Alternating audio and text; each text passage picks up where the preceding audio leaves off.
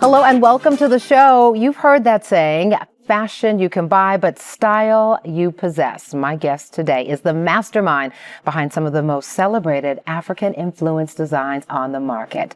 And the celebrities absolutely love her work. Therez Fleetwood is a highly sought-after fashion designer and textile artist. Her custom pieces have been donned by the likes of En Vogue, Vanessa Williams, Angela Bassett, Queen Latifah, and many more. But her work goes far beyond the red carpet, actually showcased in several exhibits. Please welcome Therez Fleetwood to the show. So nice to have you here. So here. Nice to be here. Love this. I love the work that you create. We can see some right here, just for starters, and we got a little more coming towards the end of the show.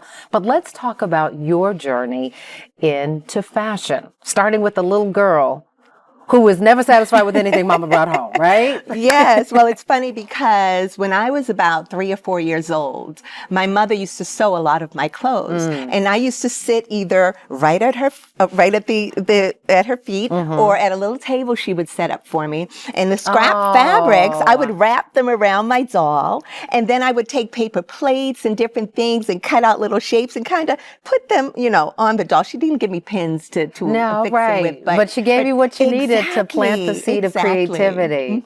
That is beautiful. So you get a little bit older and you start making your own clothes because you were never quite happy with what came straight off the racks. I wasn't. At 12 years old, my mother, I remember the last time she shopped for me. She said, that's it, because she would, shop for me and bring clothes home.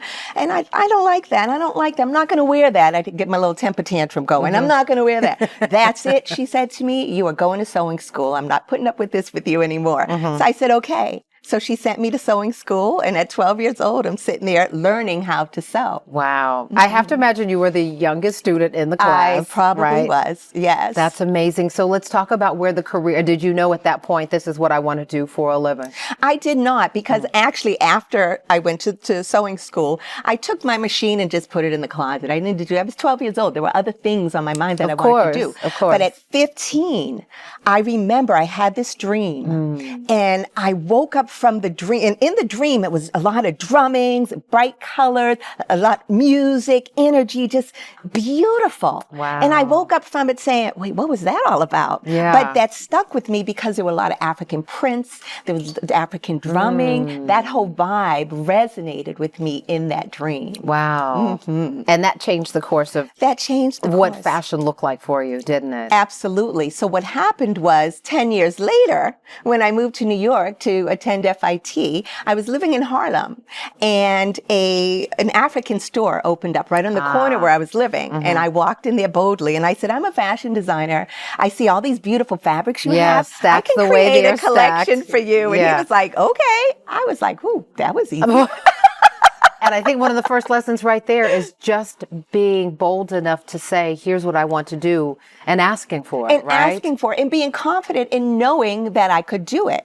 So see, he sent me home with 144 yards of fabric, which is 12 pieces of African print, because, they come in 12-yard cuts.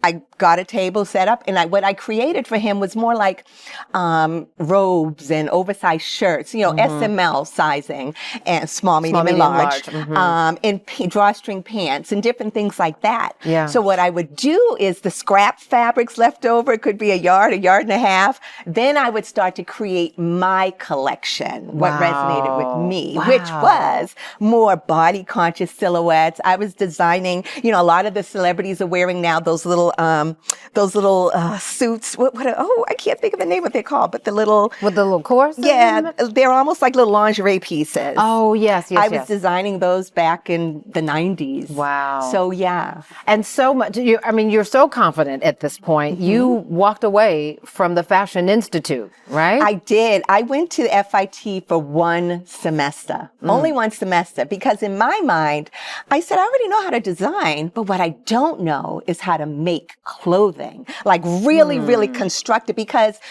why did you quit? And I have a feeling, wasn't your mama like, now I sent you all the way up to New York to get this together, and you're leaving because you're not learning what you want to learn? Nope. Listen, I was bullheaded. I'm a Taurus. I wanted to do what I wanted to do. And I said to myself, I said, I just need to understand construction, like really how to construct a garment. I know how to design, but let me make sure I know how to make it the correct way. And what that means is the right fusibles that go in there, the right fabrics that fall in line with the type of design that you're doing. Even the stitch length of the stitch on the sewing machine, like all of that is very important. Right, is to the structure. Absolutely. So we'll fast forward a little bit here because you've got so many incredible stories. At some point, In Vogue takes notice of your work. How did you go from the African shop, the African clothing shop or the fabric shop, to In Vogue knocking at your door? Well, I was living in New York at the time. So New York, we had our tribe, we had our community. So I hung out with a lot of designers and people in the music industry. So there was an event that In Vogue they were performing at. And one of my friends said, also at this event, I was showing some of my fashion pieces. And my friend put a little bug in their ear and said, you should wear this to the Grammys. And they were like, oh, okay. Let me tell you something, Portia. The funny thing is, they wore their outfits to the Grammys. Oprah saw them. She had them on her show. She's like, oh my gosh, you guys, I saw you on the Grammys. You look fabulous.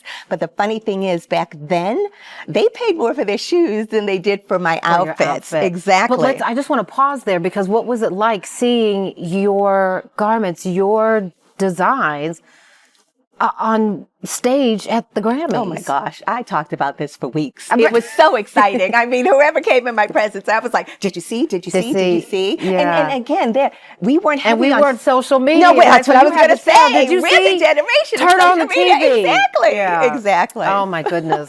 That must have been so exciting. It was amazing. It was amazing. And I guess the opportunities just really pick up, right? I mean, you say the O word. You say Oprah. You're about to soar. And clearly you did. So we're going to talk about how you soared from there when we return. Wow. I love it. All right, coming up, you'll hear how Therez went from styling stars on the red carpet to working in the costume department on some major movie sets. And then later, we'll see firsthand how Therez uses her designs as a canvas for visual and beautiful storytelling. Stay with us.